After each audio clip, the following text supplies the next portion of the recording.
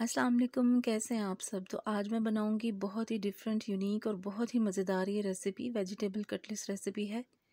आप जब इसको ट्राई करेंगे, बनाएंगे, तो आप खुद हैरान रह जाएंगे कि चिकन और बीफ के कबाब भी इसके सामने कुछ नहीं। ये इतने टेस्टी बनकर तैयार हुए हैं कि आप भूल जाएंगे कोई और कबाब खाने। तो चलिए इन मज़ेदार से कटलेट्स को बनाना तैयार करते हैं। देखिए इनकी लुक भी माशाल्लाह कितनी ज़बरदस्त है। यहाँ पर मैंने कढ़ाई में 2 टेबल स्पून ऑयल लिया था। उसमें मैंने 1 टेबल स्पून अदरक का जो पेस्ट है, पेस्ट तो नहीं, मोटा मोटा मैंने इसको कूट लिया था, वो मैं इसमें शामिल करूँगी। हल्का सा मैं इसको बस फ्राई करूँगी। और बैंगन मैंने जो लिए थे, तकरीबन आधा किलो उनका वज़न है। 2 बैंगन थे बड़े साइज़ के, उनको मैंने छील लिया था, छिलका उनका उतार दिया था और उनको थोड़ा मोटा मोटा मैंने काट लिया था क्यूब्स की शक्ल में। ज़्यादा मोटा भी नहीं और ज़्यादा बारीक भी नहीं आपने काटना। जैसे लहसुन हमारा हल्का सा गोल्डन होगा, एक अच्छी खुशबू आने लगेगी, तो मैं इसमें जो कटे हुए बैंगन है वो इसमें ऐड कर दूंगी। रेसिपी आपने ज़रूर ट्राई करनी है और फिर मुझे बताइएगा कमेंट में कि ये कैसे बने। ये बैंगन है जो मैंने काट के रख दिए थे, ये मैं इसमें डाल दूंगी। और जो 2 आलू मैंने मीडियम साइज़ के लिए थे, उनको मैंने मोटा सा कद्दूकश कर लिया था, मैं इसमें वो शामिल कर दूंगी। मुझे उम्मीद है ऐसी रेसिपी आपने पहले कभी ट्राई नहीं की होगी। बड़ी यूनिक और डिफरेंट रेसिपी है, और जैसे यूनिक है, देखने में इतने खूबसूरत हैं, खाने में ये उससे भी ज़्यादा लाजवाब है। अच्छी तरह से मैं आलू और बैंगन को, सब इन चीज़ों को मिक्स कर दूंगी और मैं तकरीबन 1 चुटकी इसके ऊपर नमक का छिड़क दूंगी, ताकि जो आलू और बैंगन है वो उससे अच्छे से सॉफ्ट हो जाएं। बस ज़्यादा नमक ऐड नहीं करेंगे, बाकी का नमक हम बाद में शामिल करेंगे। यहाँ पर सिर्फ इन सब्जियों को थोड़ा सा सॉफ्ट होने के लिए मैं इसमें सिर्फ नमक ऐड करूँगी। बस इसको हल्का सा मिक्स करेंगे और हम ढककर इसको पकाएंगे कि जब तक हमारी ये दोनों चीज़ें सॉफ्ट नहीं हो जाती। बैंगन का और आलू का पानी भी ड्राई हो जाना चाहिए, और जब ये अच्छे से गल जाएंगे तो फिर हम इनको ठंडा होने के लिए रख देंगे।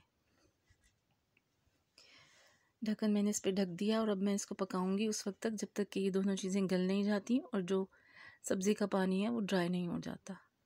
और ये देखिए आपके सामने है।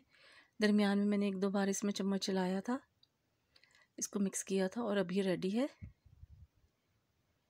आपके सामने है, दोनों चीज़ें बिल्कुल पक चुकी हैं अच्छे से। अब मैं इसको निकाल लूँगी बाउल में और पंखे के नीचे रख दूँगी ठंडा होने के लिए। इसका ठंडा होना बहुत ज़रूरी है। ये देखिए आलू और बैंगन का जो मैंने ठंडा होने के लिए पेस्ट रखा था वो अब हमारा रेडी है। इसमें मैंने 1 लार्ज प्याज बारीक चॉप की हुई वो शामिल की है। अब 1 अदद शिमला मिर्च बड़े साइज़ की मेरे पास थी, बारीक चॉप करके वो मैंने इसमें शामिल की है। आप चाहें तो ग्रीन प्याज भी यूज़ कर सकते हैं। यहाँ पर 3 से 4 हरी मिर्चें बारीक कटी हुई मैंने वो शामिल की हैं। खूब सारा इसमें हरा धनिया जाएगा, बारीक कटा हुआ हरा धनिया इसमें मैंने वो शामिल कर दिया है। ये 4 मेरे पास ब्रेड के स्लाइस थे, जिनको मैंने ऐसे बारीक बारीक तोड़ लिया था, वो इसमें शामिल करेंगे। स्पाइसेस में मेरे पास 1 टेबल स्पून कुटा हुआ धनिया और ज़ीरा है, 1/4 टीस्पून काली मिर्चें हैं, 1/2 टीस्पून कुटी हुई लाल मिर्च है और 1/2 टीस्पून ही नमक है। 1 अंडा मैंने इसमें डाल दिया है। नमक और मिर्चें आप अपने टेस्ट के हिसाब से रखिएगा। तो अब सब चीज़ों को मैं अच्छी तरह से मिक्स कर लूँगी। मिक्सिंग अच्छे से करनी है आपने इसकी, ताकि जो ब्रेड है स्लाइसिस वो सब अच्छे से इक्वल एक दूसरे के साथ मिक्सअप हो जाएं। अगर आपको लगे कि आपका पेस्ट पतला है तो आप 1-2 स्लाइस और ऐड कर सकते हैं इसमें, बाकी वरना 4 स्लाइसिस जो हैं वो इनफ रहेंगी इतनी क्वांटिटी में। सब चीज़ों को अच्छी तरह से मिक्स कर लूँगी मैं, और उसको मैं दोबारा से फ्रिज में रख दूँगी तकरीबन 10 मिनट के लिए। 10 मिनट के बाद हम इसके कबाब जो हैं वो बनाना स्टार्ट करेंगे। अच्छा, इसकी सबसे ख़ास बात यह है कि ये बहुत ही कम ऑयल में फ्राई होंगे, शैलो फ्राई करेंगे हम इसको। शेप आपने इसकी थोड़ी सी रफ़ से ही रखनी है, जिससे इसका जो लुक है वो बिल्कुल गोश्त के कबाब की तरह से आएगा। देखिए ऐसी लुक आएगी इसकी जैसे कि चपली कबाब बनाए हैं हमने।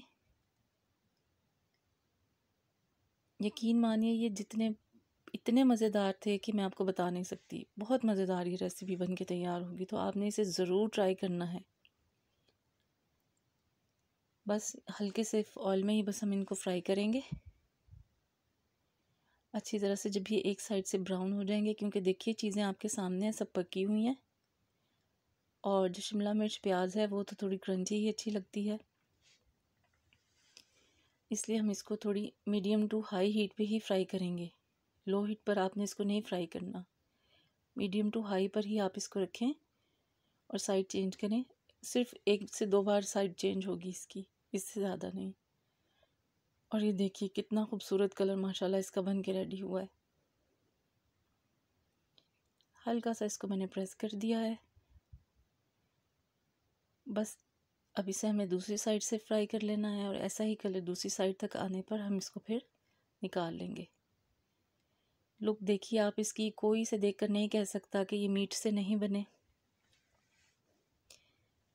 रेसिपी पसंद आई हो तो प्लीज़ इसे लाइक करें, मेरे चैनल को सब्सक्राइब करें, बेल आइकन ज़रूर प्रेस किया करें और रेसिपी को शेयर भी किया करें। कमेंट करके मुझे अपना फीडबैक दिया करें, इससे हौसला अफजाई होती है।